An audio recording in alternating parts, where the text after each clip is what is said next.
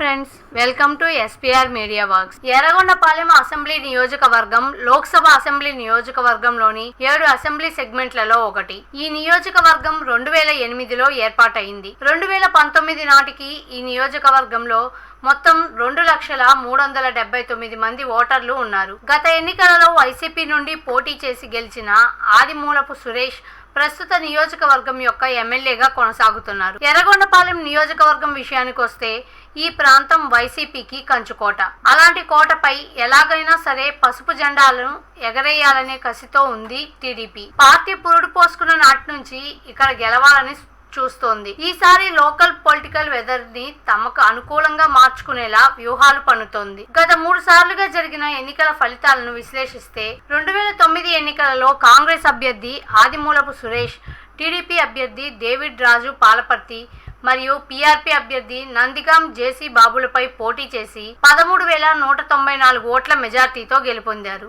2014 ఎన్నికలలో వైసీపీ అభ్యర్థి డేవిడ్ రాజు పాలపర్తి, టీడీపీ అభ్యర్థి అజిత్ రావు బూదాలపై పోటీ చేసి 19,071 ఓట్ల మెజార్టీతో గెలుపొందారు. 2019 ఎన్నికలలో వైసీపీ రావు అభ్యర్థి ఆదిమూలపు సురేష్, టీడీపీ అభ్యర్థి అజిత్ రావు బూదాల మరియు జేఎస్పీ అభ్యర్థి గౌతమ్ రాజ్ పాకనాటిలపై పోటీ చేసి 31,632 ఓట్ల మెజార్టీతో గెలుపొందారు. 2024 ఎన్నికలలో వైసీపీ అభ్యర్థి తాటిపర్తి చంద్రశేఖర్, టీడీపీ అభ్యర్థి గూడూరి ఎరిక్షన్ బాబుపై పోటీ చేయనున్నారు. దీంతో ఇక్కడ పోరు చాలా రసవత్తరంగా మారబోతోంది. ప్రజాస్వామ్యం వర్ధిల్లాలన్నా, మన జీవితాలు తలరాతలు మారాలన్నా అది కేవలం ఒక్క ఓటుతోనే సాధ్యం. మనం వేసే ఓటు మన భవిష్యత్తును, రాబోయే తరాల మనుగడను నిర్ణయిస్తుంది. అంతేకాదు, మన ఓటుతోనే నవ సమాజం నిర్మితమవుతుంది, ఇంకా దేశ దిశ దశను మారుస్తుంది. ఓటు అనే 2 అక్షరాల పదం